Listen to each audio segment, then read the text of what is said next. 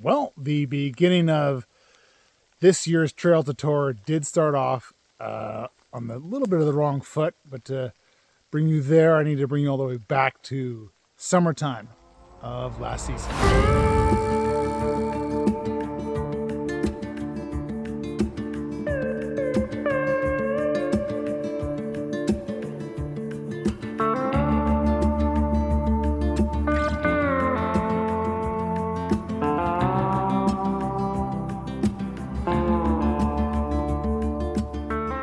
I was running a bunch on the flats.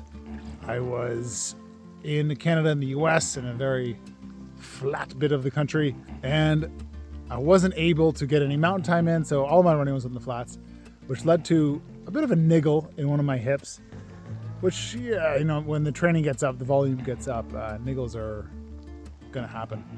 But I did a speed workout on the flats, which is my nemesis in terms of injury prevention. And it turned out that really aggravated everything. And right towards the end of July, it was so painful that it hurt to walk. And I had to really reduce my training. I was like, oh, I'm just gonna push through this, but it didn't work.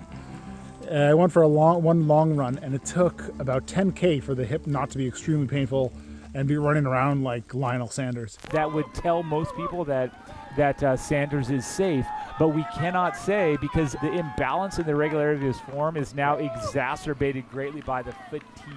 Into UTMB, I'd taken about 2 to 2.5 weeks off of training, right into UTMB. Did UTMB. Fortunately, that worked out because you're never running that fast through it. Obviously, I had no fitness. And my fitness leading into UTMB, so end of August, was the equivalent of the lowest that my off-season training gets to. So it was bad. I was in a bad state. After UTMB, I was like, okay, that's been a lot of time off running. By now, I think I should be pretty good.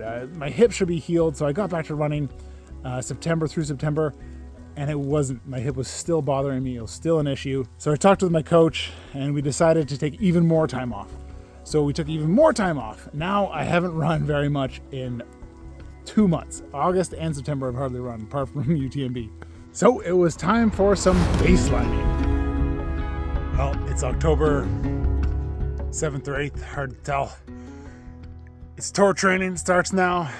Off season just kicked off after I got over that injury that I went through UTMB. So I found an awesome place. I used the valley behind me. This is actually the tour route right over here. Way in the distance, somewhere along that ridge line, is Coda. It's close enough to the house to get here for a day. It's 2,000 meters up, about 9K up. So baseline Z2, go the whole time. Take the baseline, took me today about 2 hours, 35 minutes. Got lost some, but that's the baseline. So I'll see how the hiking fitness improves over the season. Whew, tour training 2026.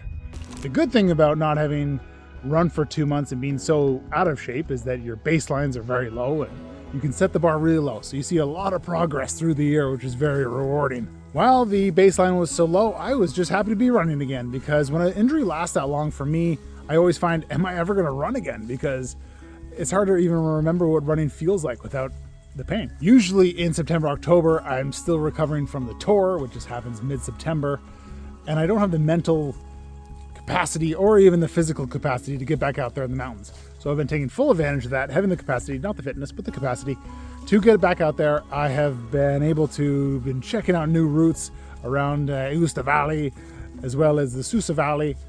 It's been an incredible time. And then into October, where now I'm able to actually run, so I was able to get my feet under me, get some training in. This is a time to have a lot of fun, just do some adventure runs, long time on the feet, get a little bit of fitness back, really try and lay the foundation to be able to do some proper structured workouts and more difficult, longer, harder efforts coming up that start to really take place in December. But October is about fun, getting time on feet, getting the hang of it. And while this part of the training is a little less structured, you know, it's super fun, but it's also necessary. I can't build on top of it very well if I don't have this. Where in terms of training peaks, I keep I know the number for me personally, which is about 90 TSS. Yeah, it's not a perfect number of stress, but it's something. Or equivalent is, it feels easy to go for a 16K run. And it's just easy and it doesn't take much out of me. So that's how I know I've got my base is starting to form again. Into November, more structured workouts. I can't wait. Here we go. Tour 2026. Ow, ow!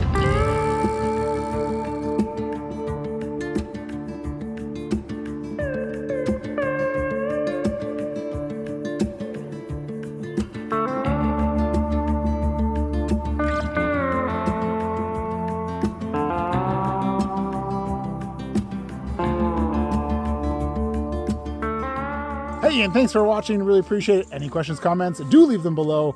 I will try my hardest to get back to you. And I'll see you out there on the trails.